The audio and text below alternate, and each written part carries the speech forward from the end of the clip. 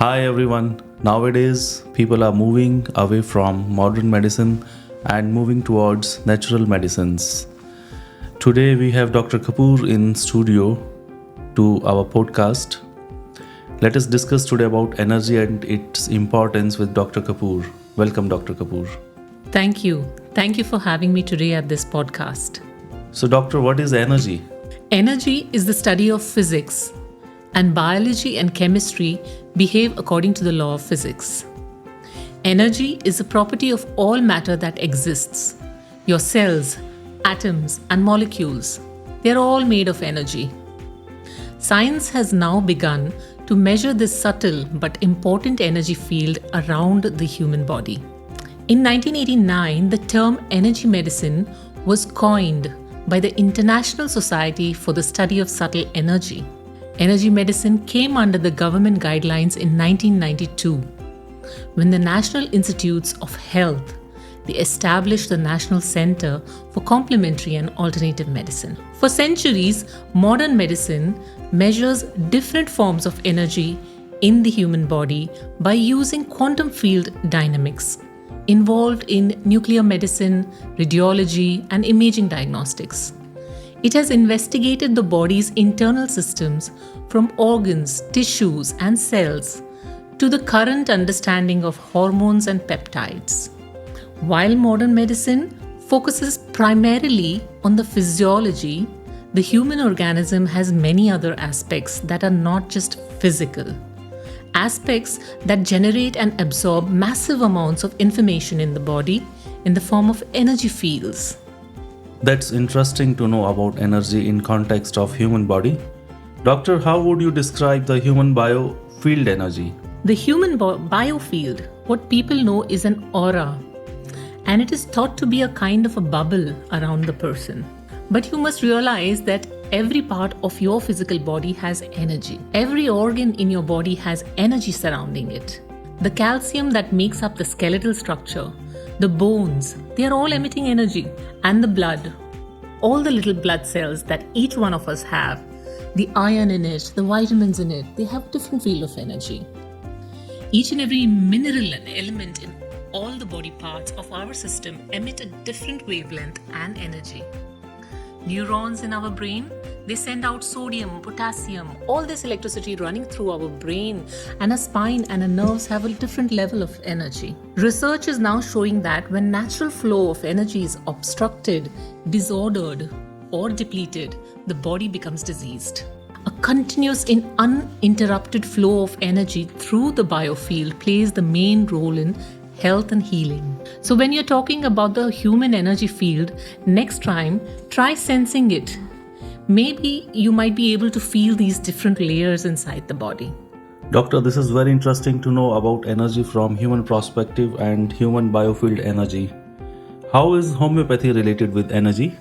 Fundamentally, homeopathy and physics are quite well connected. The basic principle of homeopathy, similia similibus curenta, or likes cure likes, is based on the law of similars, and that is related to Newton's third law. To every action is an equal and opposite reaction. The homeopathic remedy potentization, which is better understood with physics. Homeopathy aligns with the law of physics, such as energy transfer, molecular dynamics, offering a deeper understanding as to how the remedies work at a scientific level. Homeopathy came into existence more than 200 years ago, treating the diseased individual by balancing the flow of life force energy. So in homeopathic treatment, the remedy is acting on a subatomic level upon the fields of life force. For example, if an individual has sudden emotional stress, like unexpected rejection or a sudden and painful love disruption, or a whole group of symptoms arise instantly, like extreme dryness of mouth or a sense of fainting, as if the blood is totally gone out of the system, everything is lost in life. A sense of deep isolation with strong palpitations, a sense of confusion, and so on. This kind of symptom group can be counteracted by a single homeopathic dose of Natrum muraticum in high potency. All the subatomic particles of the natrum element that are dispersed in the whole body within the different systems, organs that are affected, this remedy will produce a kind of an instant reset with all the symptoms disappearing. By exploring these principles of resonance and energy conservation from physics, makes homeopathy a unique and a holistic healing system of medicine. So, doctor, what is energy scan or Kirlian photography? Energy scan is a non-invasive diagnostic scan. So it is basically a picture of the hand with the fingertips that are emitting light with bioelectric magnetic field. The aura basically in the picture of a human hand. Our palms are the center of abundance as to how we give and receive energy. We also channelize our energy from our heart chakra down to the arms and right up into the hands. Hand healing is very popular, and it is the energy that is coming out from the hands of the energy healer. It starts to heal the person to whom they are working on. They are basically allowing energy that is being transferred onto the person, which allows them to get healed. The energy scan basically shows us the energy of the entire body, all the internal organs. We can see through the blockages, how the energy flows in our system, and even up to the level of chakras or the energy centers in our body. So when magnetic hand healing takes place, we can ideally, or homeopathic medicines are used, we can clear up these blockages. Think of your life as a life force energy, as a chi or a prana. When it is good, you feel really good, and when it begins to fade, your life also begins to fade. That was highly important piece of information. Now all of us know energy is very important in life and its aspect in human body. How does parents' energy is transmitted to the child? Emotions and energy of both the parents influences the DNA of the child prior to even conception.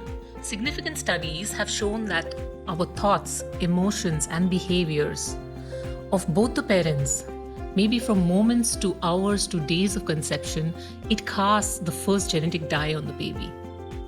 If parents are living in an environment which is highly stressful because there is danger or there is fear, this fear can be put into the sperm or the egg as formation, and it begins to influence the entire development of the child.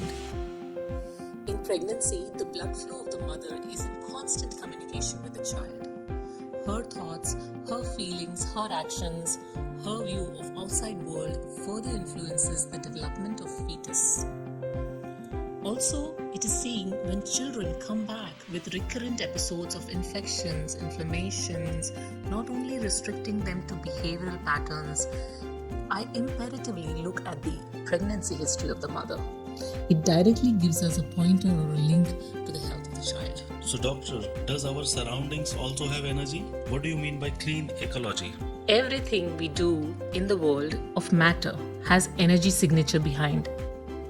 A clean ecology is very important for every workplace, for our home, and definitely where you sleep.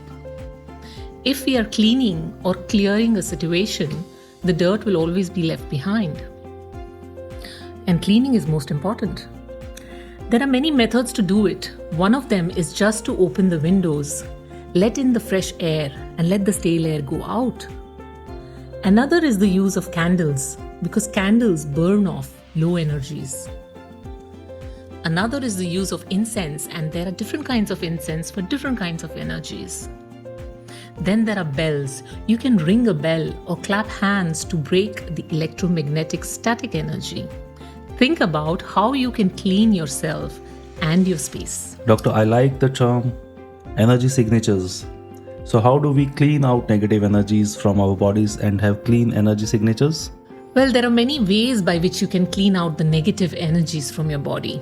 Let us begin with taking off your shoes. Walk on the ground. Most of our shoes have rubber or plastic, and they are mostly disconnected from the planet. Walk on the earth or grass or anything that is natural. Let some of the static energy run out of your system, and that is called as grounding. You can read about it. Find a tree. Sit with your back upright, your spine touching the tree, and give yourself 5 to 10 minutes. It's just like a mini meditation where some of the unneeded energy that's cluttering up your aura will be flown out. Water. Water can transform your life. There is no better healer than water in your life. Your bodies are more than 72% water. Wash your feet with water thoroughly, daily, before you enter your bed and before you sleep. If possible, with soap or an essential oil or mustard oil or coconut oil or any moisturizing cream. Because throughout the day, you carry a lot of different types of energies which may not be necessary for you. When you enter any religious places, be it temples or churches or mosques, we wash our hands and feet in water, and we know how much cleansing and healing this water can offer us. When you finish your shower, sit on the floor and leave the water running up from above your head. So it's like sitting in the rain and you are washing your aura. If possible, you can also take a bath in spring water or river water of a waterfall or in the streams. This water cleanses a lot of unwanted energies and is so healing and pure. So, doctor, how does homeopathy helps in energy balance and achieve holistic health? Energetic equilibrium is the state of balance within the body's energetic systems.